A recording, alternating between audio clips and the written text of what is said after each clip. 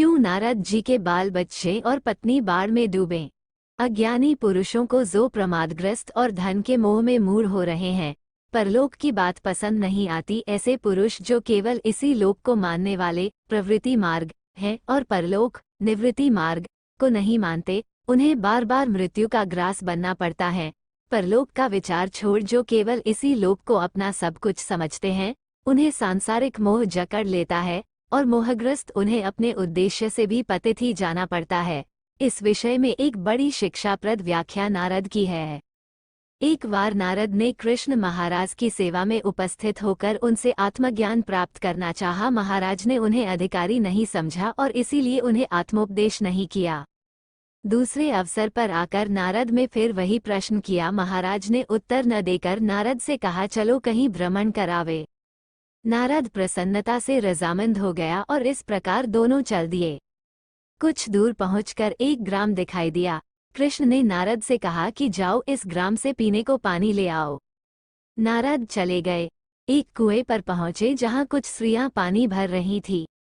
उनमें एक अति रूपवती सुशील कन्या थी। नारद में उससे जल मांगा। उसने बड़ी प्रसन्नता से नारद को जल दिया, परंतु नारद जल लेकर वहां से चले नहीं और जब वो कन्या जल लेकर अपने घर की ओर चली तो उसके पीछे हो लिए। कन्या ने घर पहुंचकर अपने पीछे नारद को आता देखकर समझा कि यद ब्रह्मचारी भूखा प्रतीत होता है। उसने आदर से नारद को बिठला कर भोजन कराया, परंतु नारद भोजन करके भी वहां से नहीं चले। इसी बीच में कन्या का पिता जो कहीं बाहर गया हुआ था घर आया और उसकी नारद से भेंट हुई। जब बातें धन की होने छगी तब नारद ने सुअवसर समझकर कन्या के पिता से कहा कि इस कन्या का विवाह मेरे साथ कर दो। कन्या के पिता ने योग्य वर समझाकर विवाह कर दिया। उस कन्या के सिवा घर में और कोई बालक या स्त्री नहीं थी, इसलिए कन्या के पिता ने नारद से कहा कि यहीं रहो। नारद उसी घर में प्रसन्नता से रहने लगे। कुछ काल के बाद पिता का देहांत हो गया। ये युगल इस घर में मालिक तौर पर रहने लगे। गृहस्थ धर्म का पालन करते हुए नारद के 3 पुत्र हो गए। इसी बीच में वर्षा अधिक होने से बाढ़ आ गई और पानी गांव में भी आ गया और ग्राम निवासी अपने अपने घर छोड़कर जिधर तिधर जाने लगे।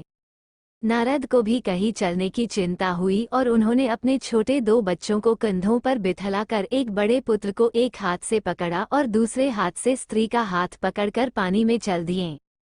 पानी का जोर था, पुत्र अपने को संभाल नहीं सका। उसका हाथ नारद के हाथ से छूट गया और वह पानी में बह गया। नारद अपनी विवशता देखकर किसी प्रकार संतोष करके आगे चल दिए। पानी ने फिर धकेला और नारद गिरने को हुए, परंतु किसी तरह से उन्होंने अपने को तो संभाला, परंतु इस संघर्ष में उनके कंधों से बाकी दोनों पुत्र भी पानी में गिरकर बह गए। अब इनके साथ केवल उनकी स्त्री रह गई।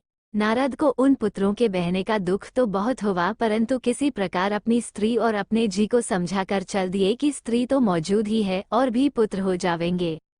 जब वे दोनों दुखित युगल इस प्रकार जा रहे थे कि पानी की एक प्रबल झपेटे ने स्त्री को भी बहा दिया।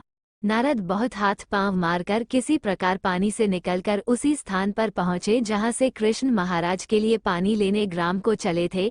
तब उनका माया मोह छूटा और वह वहीं पश्चाताप करने लगे कि मैं ग्राम में किस काम के लिए गया था और वहां जाकर किस जंजाल में फंस गया, परंतु अब पछताए का होत है। चिड़िया चुग गई खेत। कितनी अच्छी शिक्षा है कि मनुष्य जब उद्देश्य को भुलाकर संसार के माया मोह में फंस जाता है तब उसकी ऐसी ही दुर्दशा होती है जैसी नारद की हुई। इसलिए भगवान ने शिक्षा ये दी है कि मनुष्य को श्रेय मार्ग को भुलाकर केवल प्रवृत्ति मार्ग, इस लोक को अपना उद्देश्य नहीं बना लेना चाहिए, किंतु प्रवृत्ति और निवृत्ति, परलोक, दोनों को उनका उचित स्थान देना चाहिए, तभी मनुष्य का कल्याण हो सकता है। यह वीडियो कैसी लगी हमें कमेंट करें एवं सब्सक्राइब और लाइक करना ना भूलें।